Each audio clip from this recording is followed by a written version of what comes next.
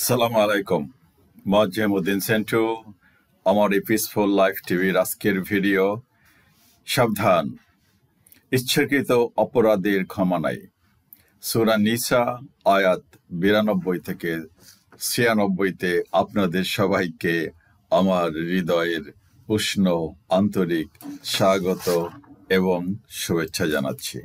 আশা করি আপনারা সবাই ভালো আছেন পৃথিবীর যেখানেই থাকুন না কেন। বিষয়টা আইনের এবং বিচার সংক্রান্ত। সবার আগে দেখা যাক ইচ্ছাকৃত অপরাধ বলতে আসলে কি বোঝায়। এই আইন তো ব্রিটিশরাই অনেকটা তৈরি করছে, আমাদের দেশে এখন ব্রিটিশ আইনেই চলতেছে। Wilful misconduct is intentional or reckless behavior that violates a duty or is harmful to others. It can include intentionally breaking the rules or standards of conduct, intentionally misrepresenting or hiding important information, deliberately disregarding the safety of others, being reckless and not caring if you break duty, intentionally doing something wrong or omitting to do something.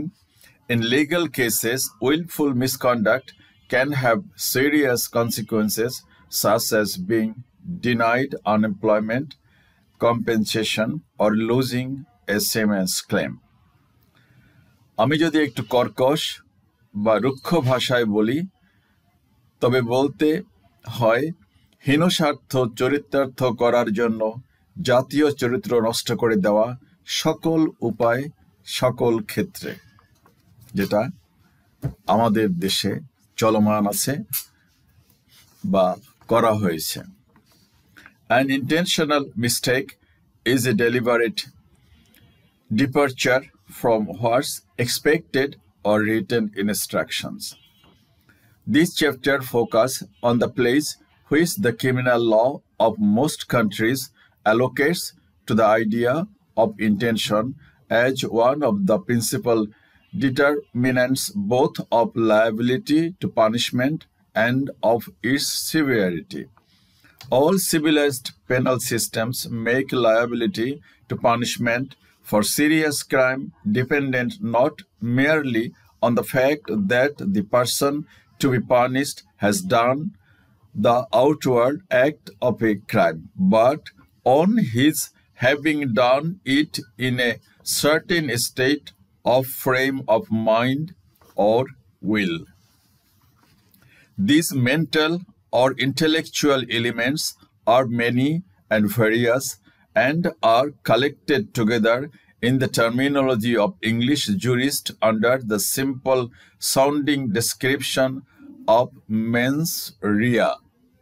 Mens rea mean a guilty mind. পৃথিবীতে যত অপরাধ, যত অপকর্ম, যত ভালো কর্ম, যাহা কিছুই সংগঠিত হয়, এর উৎপত্তি কোথায়? মানুষের অন্তরে, মনে কোথায় আছে আমরা জানি না। কেউ বলে মাথায়, কেউ বলে হার্টের ভিতরে। যাই হোক, দেয়ার ইজ এ মাইন্ড। আমরা মন বলি, মন নিয়ে কত কথাই যে লেখা, কত কবিতা, কত গান, মন দেওয়া নেওয়া। সো এই কি বলছে এখানে,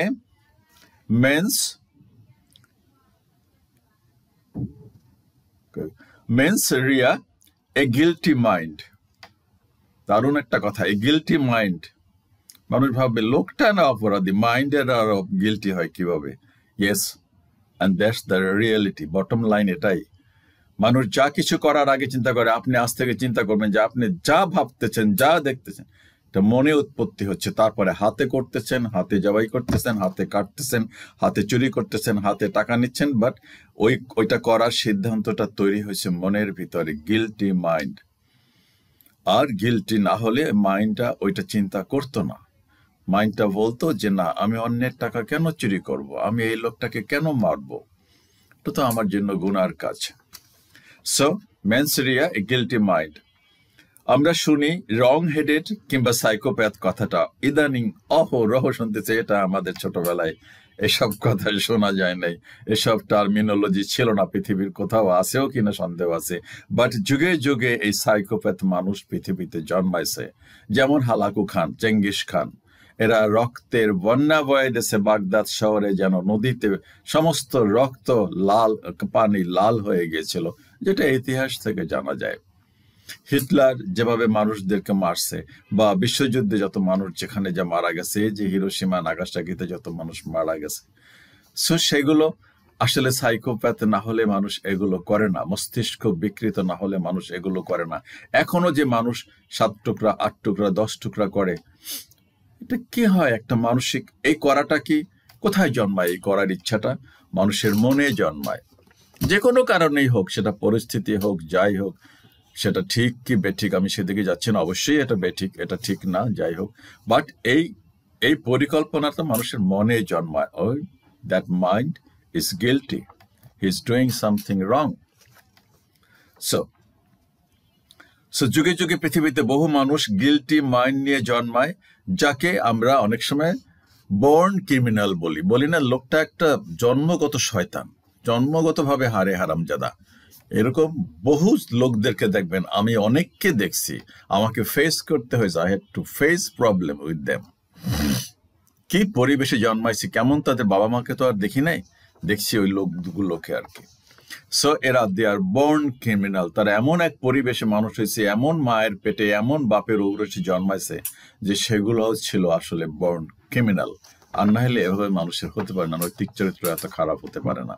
যাই হোক, তো এই রং হেডেড কিংবা সাইকোপ্যাথ বা বর্ন ক্রিমিনাল, এরা একই ক্যাটাগরিতে পড়ে। এনিওয়ে, সো ক্রিমিনালও বলে the most prominent of these mental elements, and in many ways the most important, is a man's intention. এই যে সবসময় ইন্টেনশন, মনে কি ইচ্ছা, মনের কি আবেগ, মনের কি অনুভূতি, মন কি চায়, that's the final. In English law and in most other legal system, intention or something like it is relevant at 2 different stages: conviction and sentence. Conviction মানে হলো জাস্ট যাকে একটা বিচার করে একটা সঠিক সিদ্ধান্ত, সঠিক বিচার, আর কনভিকশন তো মানে হলো শাস্তি। এটার একটাই সঠিক বিচার এবং শাস্তি। যাই হোক, আমরা কি ইচ্ছা করলে কাউকে চট থাপ্পড় মারতে পারি?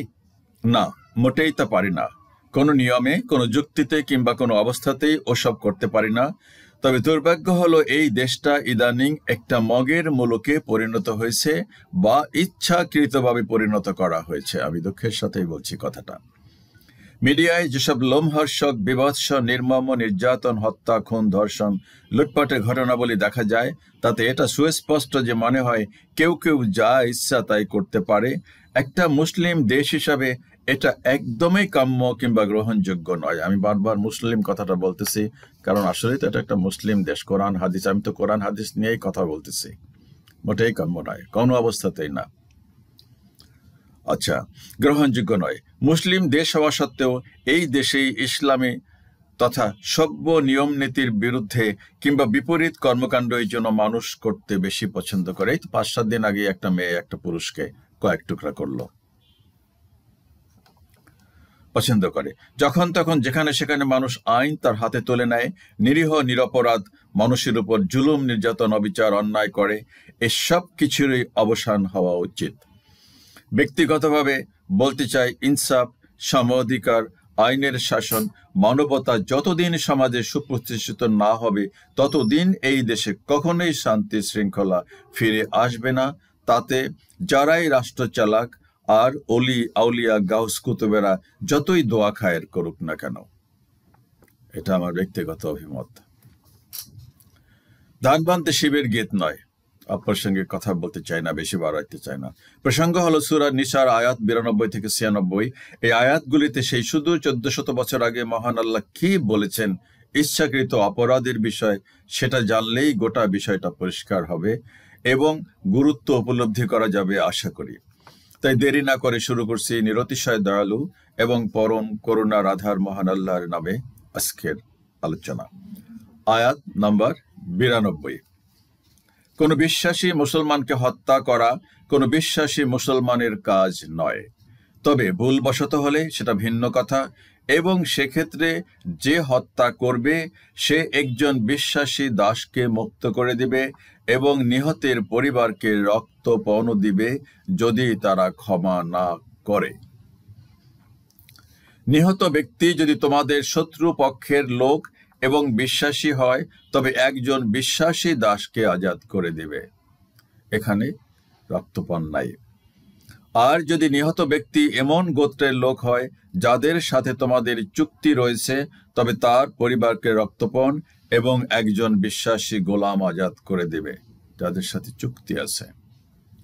তবে অভিযুক্ত ব্যক্তি সঙ্গতিহীন হলে সে এক নাগাড়ে 2 মাস রোজা পালন করবে। এসবই হলো আল্লাহর নিকট হতে গুণামুক্ত হবার বিধান, আর তিনি মহাজ্ঞানী ও প্রজ্ঞাময়। তার ব্যাখ্যা বিশ্লেষণ দেওয়ার প্রয়োজন আছে বলে মনে করলাম না। যে ব্যক্তি কোনো মুমিনকে ইচ্ছাপূর্বক হত্যা করবে আল্লাহ তার উপর ক্ষুব্ধ হবেন, তাকে অভিসম্পাত করবেন এবং তার জন্য জাহান্নামে কঠিন আযাবের ব্যবস্থা করবেন। আমার সুপ্রিয় দর্শক শ্রোতা, আমার আজকের ভিডিওর মূল এই ছোট্ট আয়াতটিকে কেন্দ্র করেই আগের আয়াতে ভুলবশত কেউ কিছু অন্যায় বা জুলুম করে ফেললে তার প্রতিকার কিংবা শাস্তি কি হবে সেসব বিষয়ে কথা বলা হয়েছে। আর এই আয়াতে বলা হয়েছে ইচ্ছাকৃত বা উদ্দেশ্যমূলকভাবে কোনো অন্যায়, বিশেষ করে হত্যা আর খুন খারাপের মতো জঘন্য অপরাধ করলে তার কোনো ক্ষমা নাই, সেই বিষয়ে গুরুত্ব সহকারে। বাস্তবতা হলো এটাই যে আসলেই স্বেচ্ছায় বা ইচ্ছাকৃতভাবে কিছু খেয়াল খুশি মতো কেউ কাউকে হত্যা বা খুন করলে সেটা তো একটা মগের মুলুকের বিষয় হয়ে দাঁড়ায়।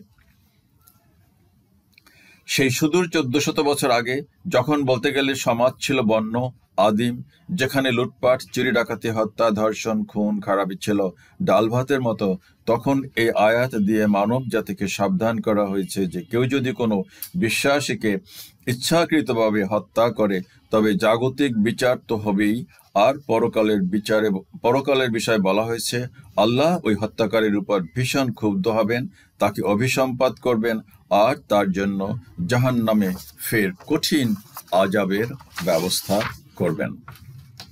জীবনের সবখানে আমাদের উচিত এসব বিষয়ে প্রখর নজরদারি করা, যেন আমরা কেউ ইচ্ছাকৃতভাবে কোনো জুলুম, নির্যাতন, অন্যায়, খুন খারাপি না করি। কেন করবেন আপনি ইচ্ছাকৃত একটা মানুষকে অন্যায় বা একটা মানুষের প্রতি জুলুম, নির্যাতন? কিসের আশায়, কিসের বেনিফিটের জন্য? ঠিক না, এগুলো খুবই অন্যায়। কোথায় নিয়ে যাবেন এই সহায় সম্পদ, টাকা পয়সা, ধন দৌলত, ক্ষমতা? কয়দিন থাকে মানুষের? দেখা যায় না পৃথিবীতে? ওই যে একটা যুদ্ধবাজ, ওইটার বিরুদ্ধে এখন আন্তর্জাতিক আদালতে পরোয়ানা জারি করছে, এটার অ্যারেস্ট করার জন্য। যাই হোক, আয়াত নম্বর 94। হে বিশ্বাসীগণ, যখন তোমরা আল্লাহর পথে বের হবে তখন যাদের সাথে দেখা সাক্ষাৎ হবে তাদের বিষয়ে কিছুটা যাচাই বাছাই করবে। একটা ইম্পর্টেন্ট আয়াত। কেউ তোমাদেরকে সালাম দিলে তোমরা তাকে বলো না যে তুমি বিশ্বাসী নও। ঠিক না? এটা অনেক সময় এগুলো অনেকে বলে দেয়, নিজের পিছনে কি আছে সেটা চিন্তা করে না। তোমরা কি ইহজগতের সম্পদের আকাঙ্ক্ষা করো? আল্লাহর প্রশ্ন। বস্তুত আল্লাহর নিকট তোমাদের জন্য প্রচুর সম্পদ আছে, গনিমতের মাল। মেরে ফেলাইলো, গনিমতের মাল হয়ে গেল, তা আল্লাহ এটা নিষেধ করছে করতে। ইতিপূর্বে তোমরাও তাদের মতোই তোমাদের বিশ্বাসকে তোমাদের সম্প্রদায়ের লোকদের থেকে গোপন করতে। একটা সময় ছিল যখন মুসলমানের সংখ্যা ছিল খুবই কম, একটা বংশে একজন ইসলাম গ্রহণ করছে, তাকে এটা লুকায় থাকতে হইতো, সে লুকায় লুকায় নামাজ পড়তো। নবী সাল্লাল্লাহু আলাইহি সাল্লামও লুকায় লুকায়া খুব ধীরে সুস্থে সঙ্গোপনে ইসলাম প্রচার করছেন। খুব স্বাভাবিক কথা, মাইনরিটি তারা তখন ছিল, সংখ্যায় অল্প। একটা ঘটনা ঘটছে, এটার পেছনে একটা ঘটনা আছে। বিশ্বাসকে তোমাদের সম্প্রদায়ের লোকদের থেকে গোপন করতে। অতঃপর আল্লাহ তোমাদের প্রতি দয়া করেছেন, সুতরাং কিছু বলার আগে বিশেষভাবে যাচাই করে নিবে। তোমরা যাহা কিছু করো সেসব বিষয়ে আল্লাহ সম্যক অবহিত। একদম বাস্তব ঘটনা এগুলো, যে তোমরা হঠাৎ করে একটা লোককে অবিশ্বাসী, একটা লোককে বদমাশ, একটা লোককে এটা সেটা, কাফের, মুরতাদ, এইটাই বলে দেয়। আমাকেই তো কত হাজারবার বলা হচ্ছে, দিনে কতবার বলা হয়। তা আমি বলি এইটা তো গুজব, গীবত করা, তুমিও তো ভাইয়ের গোস্ত খাওয়া, তো খাও, সমস্যা কি? আমার নামে যত দিবা কমেন্টস আমি গলায় ঝুলাইয়া সেগুলো ওই বিচারের দিনে তারপরে হাজির হব। তুমিও থাকো মিজানের ওখানে, হাউজে কাউসারের ওখানে, নবীর সামনে আমিও থাকবো ইনশাআল্লাহ। যাই হোক, ঠিক না, এগুলো আন্দাজে মানুষের সম্পর্কে একটা কমেন্টস করা ইজ টু হার্মফুল। আচ্ছা, তোমরা যাহা কিছু করো সে বিষয়ে আল্লাহ সম্যক অবহিত। এই আয়াতে নির্দেশ দেওয়া হয়েছে যে কেউ মুসলিম বলে নিজেকে পরিচয় দিলে অনুসন্ধান ব্যতি রেখে তার উক্তিকে কপটতা মনে করা কোনো মুসলিমের বৈধ কাজ নয়। একজন পরিচয় দিচ্ছে, আমি পরিচয় দিচ্ছি, আমার মাথায় টুপি আছে, আমি একজন মুসলমান, এরপরেও যদি কেউ আমাকে কটাক্ষ করে বা কেউ পিছনে সমালোচনা করে, লোকটা মুসলমান না, লোকটা একটা ভণ্ড, এটাই নিষেধ করা হয়েছে বলতে। আমাকেই তো কত তকমা, কত গালিগালাজ, কত বাস কচু দেওয়া হতো, এখনো দু একজন যে দেয় না তা না, তবে ইদানিং একটু কমছে, বৈধ নয়। এই ব্যাপারে কোনো কোনো সাহাবী থেকে ভুল সংগঠিত হওয়ার কারণে আলোচ্য আয়াতটি নাজিল হয়। সেই সময় একটা ঘটনা ঘটেছিল। আব্দুল্লাহ ইবনে আব্বাস রাদিয়াল্লাহু আনহুমা থেকে বর্ণিত আছে যে নবী বনি সুলাইমের এক ব্যক্তি একদিন ছাগলের পাল চড়ানো অবস্থায় একদল মুজাহিদ সাহাবীর সম্মুখে পড়ে। একজন রাখাল মাঠে পাহাড়ের পাশে বা কোথাও ছাগল চড়াচ্ছিল, অনেকগুলো, অথচ হাজার হাজার ছাগল থাকে। এই সময় ওখান দিয়ে একদল মুজাহিদ মানে সৈন্যবাহিনী, মুসলমানদের সৈন্যবাহিনী সেই সময় নবীর আমলে যাচ্ছিল। তাকে কিন্তু এই লোকটা সালাম দিছে, এই রাখাল ছেলেটা, কিন্তু সালাম দেওয়ার পরেও তাকে হত্যা করে ওই ছাগলগুলোকে নবীজির সামনে নিয়ে আসছে। আর এই প্রসঙ্গেই এই অন্যায়টার প্রতিবাদ স্বরূপে এই আয়াতটা নাজিল হয়েছে।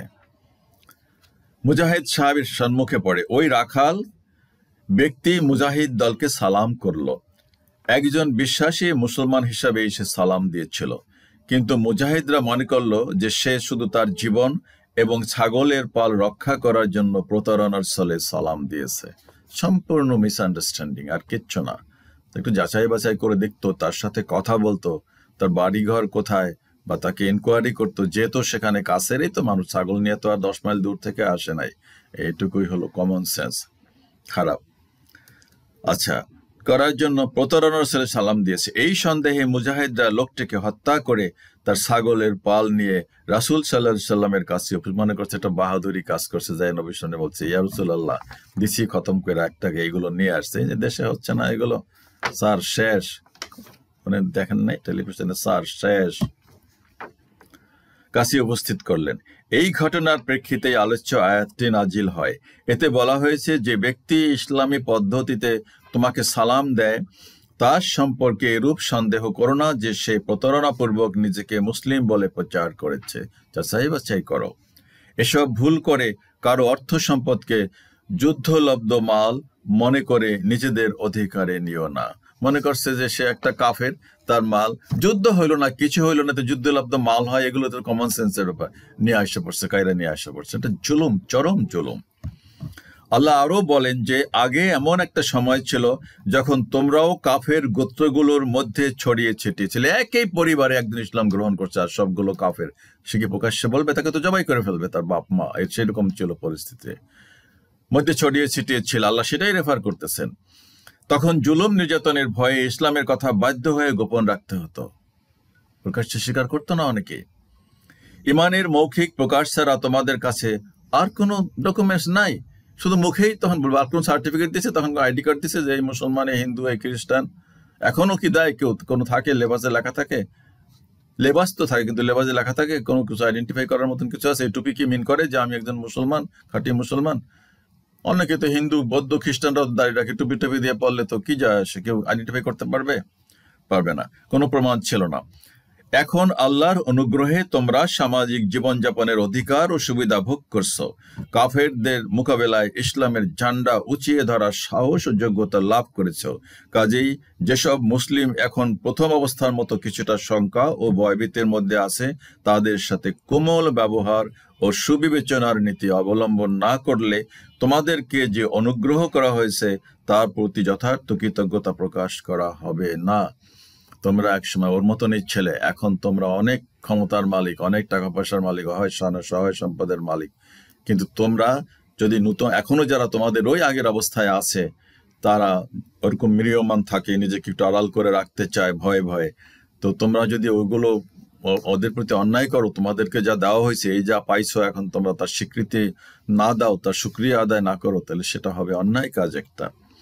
না করো। আল্লাহর কাছে ওসব ছাগলের লালসা করো না, কৃতজ্ঞতা প্রকাশ করা হবে না তোমাদের যদি তোমরা এগুলো কোমল আচরণ না করো ওইসব লোকদের সাথে। ছাগলের লোভ করো না, এটা আমি লাগাইছি অবশ্য, ছাগলের লোভ করো না, গনিমতের মাল।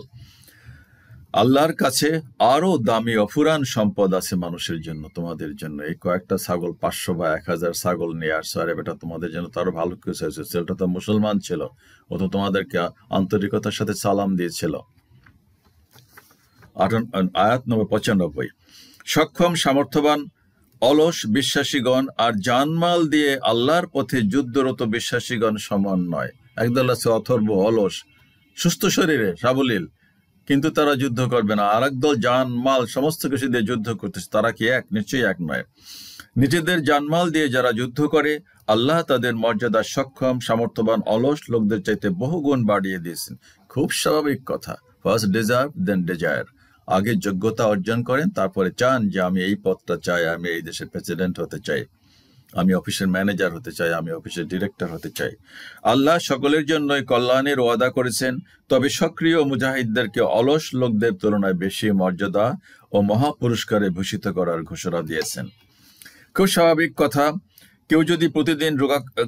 কেউ প্রতিবন্ধী, রোগাক্রান্ত, অন্ধ, খোড়া হয়, তার জন্য যুদ্ধ বা জিহাদের ময়দানে উপস্থিত না থাকার এই যৌক্তিক হলেও যারা সুস্থ এবং সামর্থ্যবান তারা ঘরে বসে থেকে ময়দানে যুদ্ধরত সাহাবীগণের সমান নেকি কিংবা সওয়াব নিশ্চয়ই আশা করতে পারে না।